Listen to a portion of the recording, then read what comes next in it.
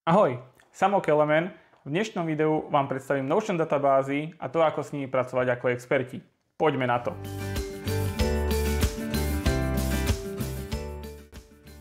Databáza v Notion je jedna z najpokročilejších entít, ktorú tento software poskytuje. Je veľmi jednoduchá na pochopenie a základné použitie, ale má aj strašne veľa pokročilých funkcií, ktoré ak používateľ pochopí, tak vie urobiť veľmi šikovné pokročilé templatey na sledovanie úloh, financií, čohokoľvek. Keď chceme pridať novú databázu, ideme na stránku Notion a pridávame cez slash command, takže lomitko, database. A ako prvé sa nám tu vylistujú dve možnosti, buď pridať inline databázu alebo full page databázu. Ak pridáme inline databázu, databáza sa nám zobrazí rovno na stránke, kde ju pridávame, ale urobí sa nám aj ako full page databáza o úroveň nižšie. Keď ideme na danú databázu, vieme si ju transformovať na page, čo znamená, že bude to zase akoby iba odkaz na full page databázu a opäť full page databázu si vieme transformovať na inline databázu. Takže sa vieme medzi týmito dvoma zobrazeniami presúvať. Aby sme si iba nehovorili čisto o tom, ako databáza funguje, poďme si popri tom robiť napríklad tracker na knihy. To znamená, že naše knihy, čo chceme prečítať, čítame, dočítali sme. Takže pomenujeme si našu novú databázu knihy. Pridáme si sem nejaké kniha 1 záznam, kniha 2 záznam. To je ako meno alebo názov. A tagy zmeníme na kategória a kategóriu pridáme akčné, dobrodružné a druhá kniha bude iba dobrodružná a máme tu ešte kniha 3, ktorá bude iba akčná. Tak, máme vytvorenú jednoduchú databázu knihy s 3 záznamami. Všetky záznamy v databáze sú vlastne stránky a databáza ich iba nejakým spôsobom zgrupuje a dáva nám možnosť s nimi pracovať na nejakej pokročilejšej úrovni a robiť nad nimi rôzne funkcie. Preto, keď sme si pridali kniha 1, kniha 2, kniha 3, tak vidíme tu možnosť Open. To znamená, keď na to klikneme, otvorí sa nám stránka, ktorá je v databáze knihy a môžeme ju editovať rovnakým spôsobom ako akékoľvek inú stránku v Notion. Jednotlivé stránky, alebo teda povedzme, že záznamy v databáze v Notion majú tzv. Properties, čo sú nejaké vlastnosti daného záznamu. Môžu nadobúdať rôzne typy, čiže keď si dáme New Property, tak úplne hore máme 4 typy, ktoré sú AI. To sú typy, ktoré máte dostupné v prípade, že máte zaplatené AI rozšírenie Notion. Poďme sa venovať ale tým základným, to znamená text, číslo, select, čo je jeden tag, ktorý si tam môžete navoliť, multiselect, to sú napríklad tie kategórie, to sú viaceré tagy. Status je stav daného záznamu, to je to do, in progress, done. Date, akýkoľvek dátum, osoba. Ak máme tímovej Notion a máme šerovaný vlastne databázu s viacerými osobami, tak môžeme sem pridávať osobu napríklad, že je zodpovedná za nejakú úlohu. Files and media, obrázky, PDF, akékoľvek súbory. Checkbox, klasický checkbox true false. URL, e-mail, telefón, to sú nejakým spôsobom formatované dáta. Ďalej tu máme 3 pokročilé typy pre záznamy, to je formula. To sú vzorce, ktoré vieme používať v Notion a vďaka vzorcom sú databázy naozaj veľmi univerzálne a so vzorcami sa dajú robiť naozaj veľmi pokročilé funkcie v databázach. Relation sú nejaké vzťahy a prepojenia medzi záznamami v jednej alebo vo viacerých databáz navzájom. A rollup sú dáta z prepojenej relation. To znamená, keď si prepojím 2 záznamy a chcem nejaké dáta v jednom zázname z toho druhého záznamu vytiahnuť, tak to robím cez rollup typ. Posledných 4, alebo teda posledných 5, tu je ID, created time, created by, last edited time a last edited by, sú autogenerované nedajú sa nejakým spôsobom meniť, upravovať, skrátka ich vieme zobraziť, vieme na ich základe filtrovať, sortovať databázy. Keď si ich iba tu pozrieme, máme tu created time, čiže vidíme iba, kedy bol daný záznam do databázy pridaný. Si zmažeme a pridáme si novú property, číslo, počet strán a pridáme si ešte jednu ako checkbox. Máme čiže prečítaná kniha. Tak, checkbox si posunieme na začiatok, zmenšíme si troška, názov môžeme, počet strán dáme napríklad, že 100, 200, 300. Teraz máme pridané testovacie záznamy v našej databáze a môžeme si pozrieť, akým spôsobom ich vieme prezentovať. Úplne hore máme pohľady, alebo teda po anglicky views. Aktuálne tu máme jednu tabuľku, ktorú keď si otvoríme, tak vidíme, že môžeme meniť názov. Premenujeme na všetky. Môžeme meniť ikonku. Máme tu rozloženia, layouty. Máme tu properties, to sú properties jednotlivých riadkov, teda záznamov v našej databáze. Tie sú zdieľané naprieč všetkými pohľadmi alebo views. Vieme ich potom následne iba filtrovať, ktoré sa v jednotlivých views budú zobrazovať. A ich poradie, povedzme. Filtrovanie, radenie, grupovanie a je tu load limit, ktorý nám obmedzuje počet riadkov, ktoré sa nám vypíšu v danom view, čo je veľmi užitočné v prípade, že máme naozaj veľkú databázu. Začníme s layoutami. Notion nám ponúka 6 layoutov. Prvý sme si už ukázali, to bola tabuľka. Druhý si môžeme ukázať timeline. Ten je veľmi dobrý na nejaké trackovanie napríklad projektov, kde máme dátum od do, kedy sa má daná úloha vlastne vykonávať, ale kedy má začať, kedy má skončiť. Ako náhle sa prepneme do timeline zobrazenia, tak keď ideme naspäť, tak vidíme, že do našich záznamov sa pridalo property date, keďže timeline vlastne potrebuje nejaký dátum na zobrazovanie. Čiže môžeme si tu dávať napríklad, že od 8. do 10. budeme čítať túto jednu knihu. Teraz, keď sa prepneme naspäť do timeline, tak si pozrieme, že od 8. do 10. máme tu 8. do 10. máme tu vlastne tú knihu. Môžeme si sem pridať ďalší záznam, napríklad kniha 4, ktorá sa nám automaticky tým pádom pridala od 11. do 15. Takže opäť si môžeme zmeniť na tabuľku od 11. do 15. kniha 4. Ďalší druh layoutu, ktorý tu máme, je kalendárový. Čiže ten nám tiež zobrazuje časové záznamy vlastne. Takže vidíme, že knihu 1 máme od toho 8. do 10. a od 11. do 15. tam máme knihu 4.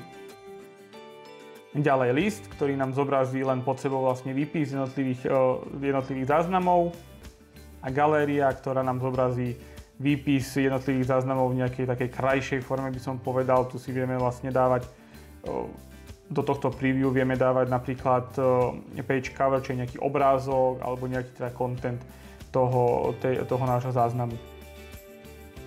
Čo sa týka layoutu board, tak ten naozaj pripomína niečo ako Kanban, kde sa nám vytvoria rôzne stĺpce, medzi ktorými si naše knihy vieme jednoducho, alebo teda naše záznamy vieme jednoducho presúvať. A vieme tu nastaviť napríklad, keď máme ten board nastavený aj na Kanban, tak vieme si tu nastaviť, podľa čoho sa nám grupujú a teda vytvárajú jednotlivé stĺpce. Napríklad vieme si dať aj počet strán. Tým, že tú hodnotu máme ako číselnú, tak nám vlastne vytvorí stĺpce od 100 do 200, od 200 do 300, od 300 do 400, jednoducho jednotlivé týry nám vytvorí sám. Tak. Tu sa prepneme naspäť do tabuľkového zobrazenia.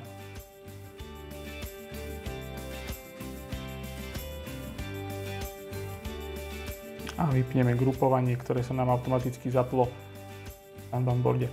Pre náš tracker kníh property date nebudeme momentálne potrebovať, takže ho môžeme rovno zmazať. A máme teda 4 knihy, ktoré chceme nejakým spôsobom si začať zobrazovať v rôznych views. Povedzme, že by sme si nechali všetky ako prvý view, druhý view si robíme backlog, kde budeme vidieť iba knihy, ktoré sme ešte neprečítali, nezačali čítať. V treťom by sme videli rozčítané knihy iba. A vo štvrtom budeme vidieť všetky naše dočítané knihy, u ktorých sme si napríklad písali nejaké poznámky, aby sme sa k tým vedeli v budúcnosti dostať. Takže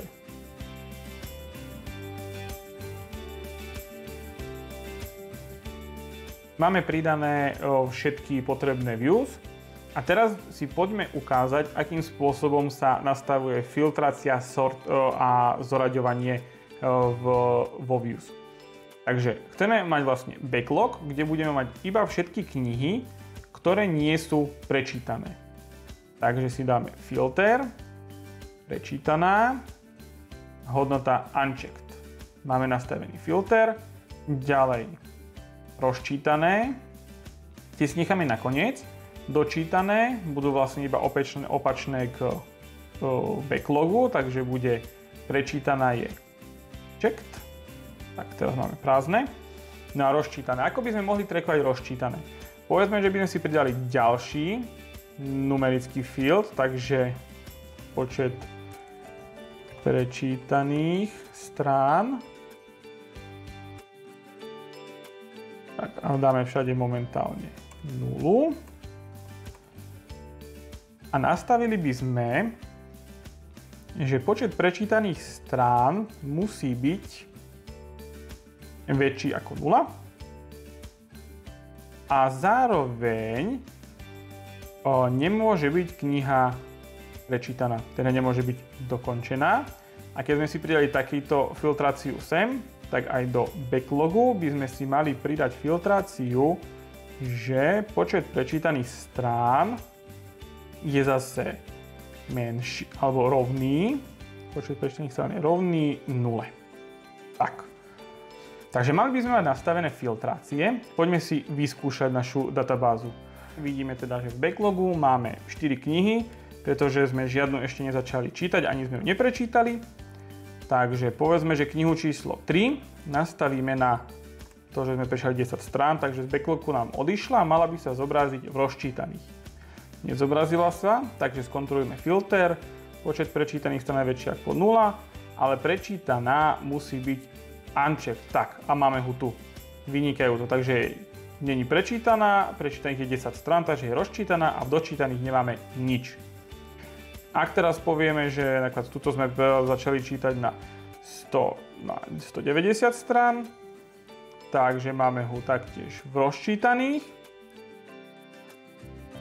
a v dočítaných nie je. Ak chceme vlastne nejakú knihu dočítať, povedzme, že tuto sme prečítali, zafajkneme ju a máme ju dočítaných. Super, takže filtrácie nám fungujú. Ak potrebujeme robiť aj zložitejšie filtrovanie, máme tu možnosť tzv.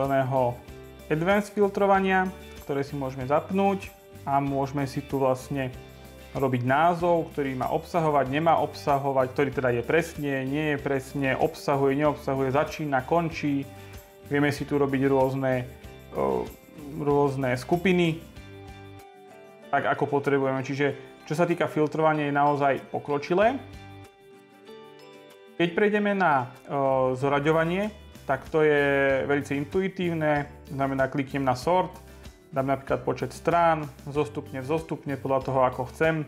Viem si pridať ďalšie sortingy, ktoré sa aplikujú vlastne jeden po druhom. To znamená, najprv sa zoradí podľa prvého, následne podľa druhého, tretieho a tak ďalej.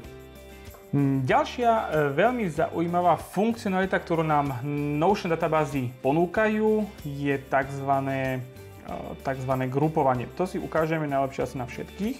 A my sme tam mali čo najviac dát. Takže group a povedzme, že by sme si to chceli celé rozbiť podľa kategórie. Takže nech sa páči. Tu sa nám hneď vlastne knihy vyfiltrujú podľa kategórie. Akčné máme ich 2, dobrodružné máme 3, bez kategórie 0. Všetky knihy máme zaradené v nejakej kategórii. Ak by sme chceli, môžeme si skryť prázdne skupiny, to znamená, že tie nemáme. Tu tu máme teraz no kategória, vlastne bez kategórie máme skryté. Ak by sme napríklad akčné mali, že by ich bolo 0, tak by sa nám pridali tiež do hidden groups. Každé zobrazenie, každý layout vlastne ponúka nejakým spôsobom zobrazenie podľa grup. Board má zobrazenie podľa grup defaultne, to znamená, keď si ho zapneme, tak automaticky sa nám zapne nejaká grupa, ktorú si môžeme následne prestaviť. Čiže teraz takto vidíme zase podľa kategórie, timeline, máme tu vlastne podľa kategórie rozdelené rôzne timeliny. Kalendár sa podľa kategórie nedelí. Máme tu listy, to znamená tiež podľa kategórie delené a galéria úplne rovnako delená podľa kategórie, tak ako sme si to nastavili. Kebyže chceme, tak vlastne tým, že tu máme kategórie napríklad v tabulkovom zobrazení, tak máme úplne dole add group. To znamená, že keď sme si dali ako group property, sme si dali kategóriu, tak ak dáme nový group, tak sa nám pridá nová kategória. Takže povedzme, že kategórie máme kategóriu kníh, takže vedecké pridám a mám teraz novú kategóriu kníh vedeckú. Hneď som mu priradil vlastne aj do tejto 4. knihy. Ak by sme teraz odtiaľto vedeckú odstránili a zapneme si opäť skrytie v layoute, v grupe dáme skryť, tak aj tá vedecká sa nám, tá kategória vedeckej sa nám vlastne skrie. Ďalšia pokročilá funkcionalita, ktorú nám Notion databázy ponúkajú, sú tzv. Relations. To znamená nejaké vzťahy medzi buď riadkami teda v jednej databáze, alebo medzi riadkami vo viacerých databázach navzájom. Preto, aby sme si to mohli odprezentovať, tak si vytvoríme ďalšiu databázu. Na kategórie. Takže tieto kategórie si oddelíme sem, takže napíšeme dobrodružné, akčné, vedecké. Túto property môžeme zmazať, takže máme kategórie. A teraz by sme si teda tento stĺpec zmazali a chceme si prepojiť tieto dve tabulky. Tak by sme si pridali novú property typu relation a tu si dáme kategória,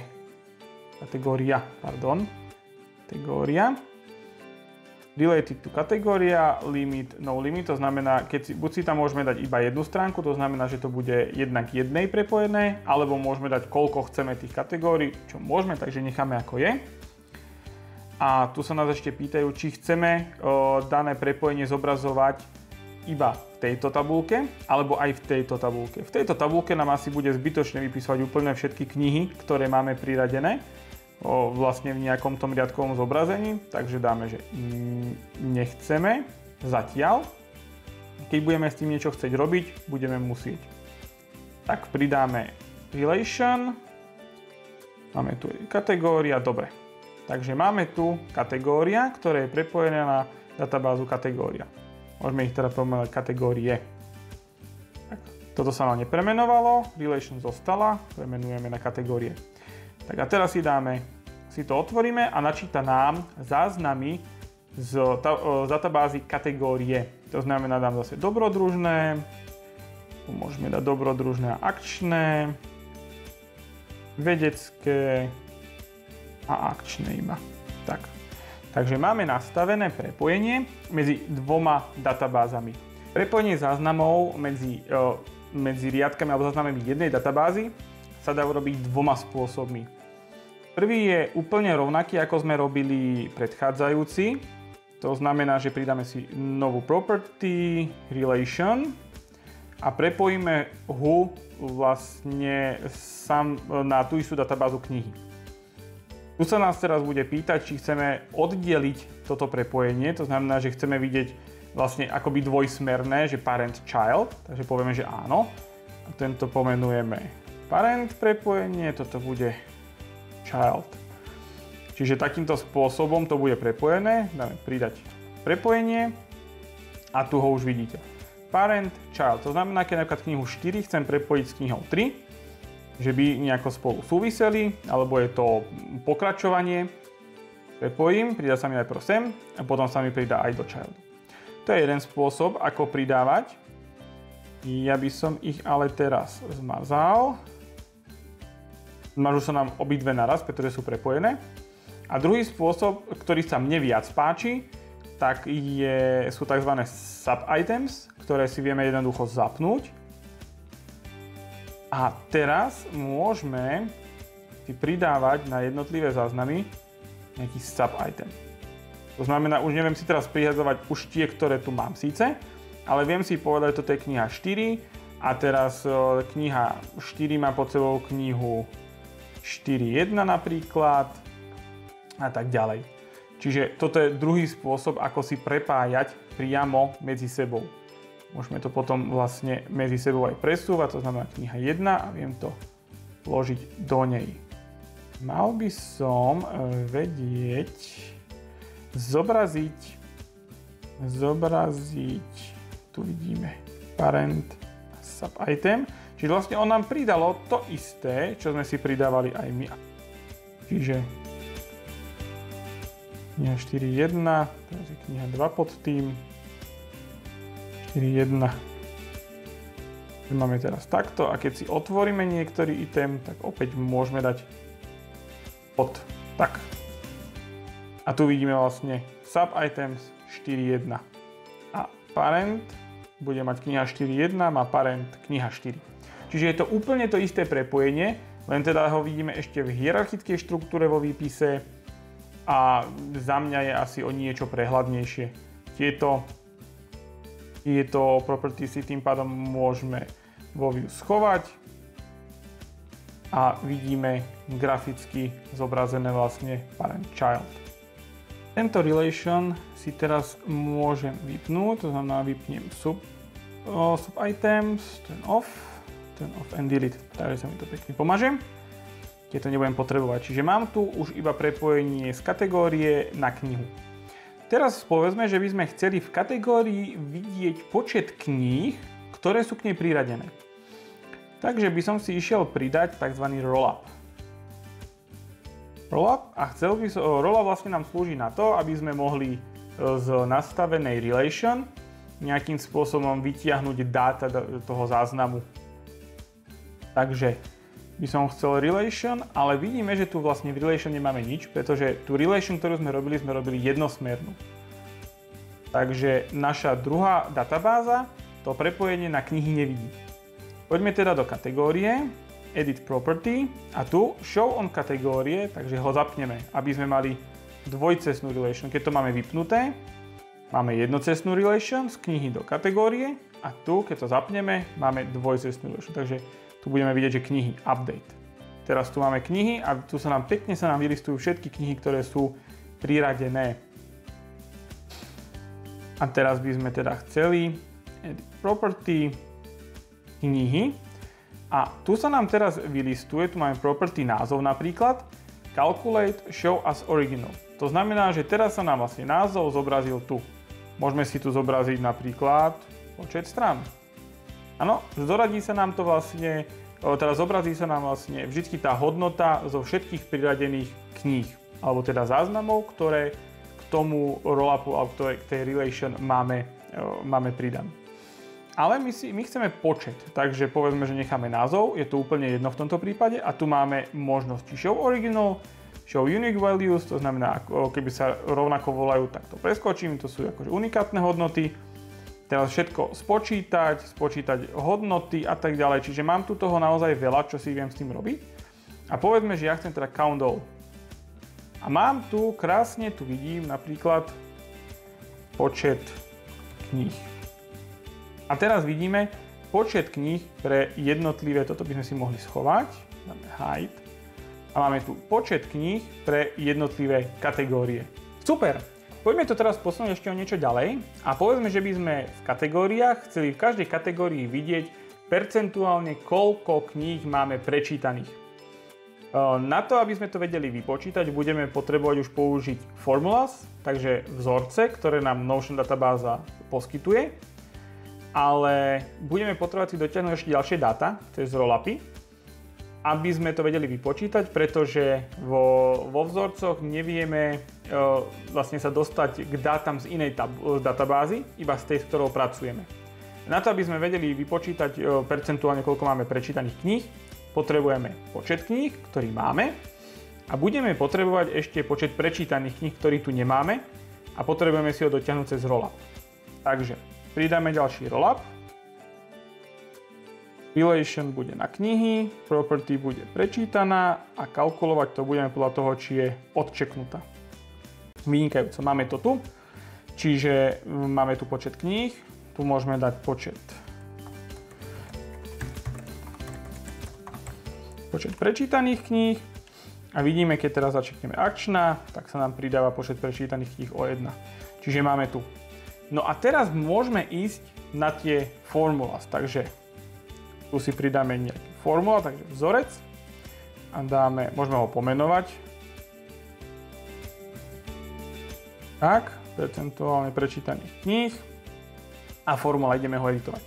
Takže na to, aby sme vedeli vypočítať percentuálne, koľko to teda je, tak dáme 100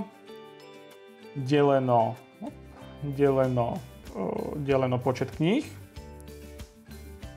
krát počet prečítaných. Keď si začnete písať, tak vám tu pekne properties vypisuje vám to aj rôzne funkcie, ktoré dané formulas poskytujú.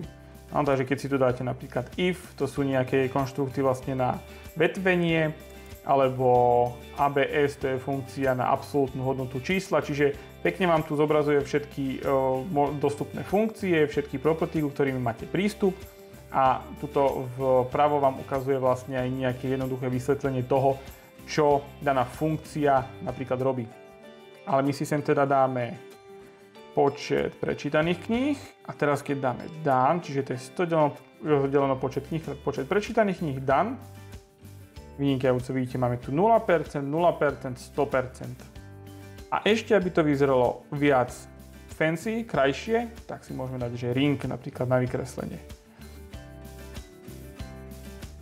A teraz, keď budeme chcieť napríklad, že prečítame knihu 4, okamžite sa nám navýši vlastne to prečítanie, alebo kniha 1 na 4.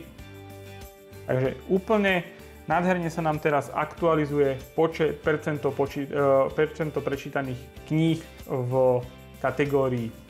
Ak by sme si chceli zjednodušiť prácu s databázou, môžeme na vytváranie, teda pridávanie nového záznamu do databázy knihy použiť tzv. Templatey alebo šablóny. Slúžia hlavne na to, lebo keď pridáme nový záznam, tak je vlastne prázdny. Keď chceme vytvoriť novú templateu, klikneme si hore na šípku pri New Template a teraz sa nám ukáže niečo, ako to bude vyzerať, keď budeme pridávať nový záznam. Tu môžeme si dať napríklad nejaký heading, dáme si obsah, druhý moje postrehy, napríklad, a dátum, kategória, počet strán prečítaná bude nie, a tu dáme, že kniha. Tak toto uložíme a máme vytvorenú templateu kniha. Takže keď teraz by sme chceli ísť pridávať nový záznam, tak môžeme buď pridať nový záznam tadiaľto, a dám tu kniha 5 napríklad, vytvorí sa mi nový záznam bez templatey, alebo môžem pridávať odtiaľto, tu keď stlačím na kniha. Ale keď napríklad vytvoríme takto záznam a chcem tam tú templateu použiť, tak keď vlastne je ešte obsah prázdny, tak stále môžem povedať, či je empty, či vytvorím novú templateu, alebo chcem použiť templateu kniha. To znamená, keď použijem templateu kniha, tak obsah tej stránky, z tej templatey sa mi vlastne vloží do tejto našej stránky a môžeme ho už ďalej editovať. Ďakujem vám za pozornosť, dúfam, že ste sa niečo nové naučili. Čaute!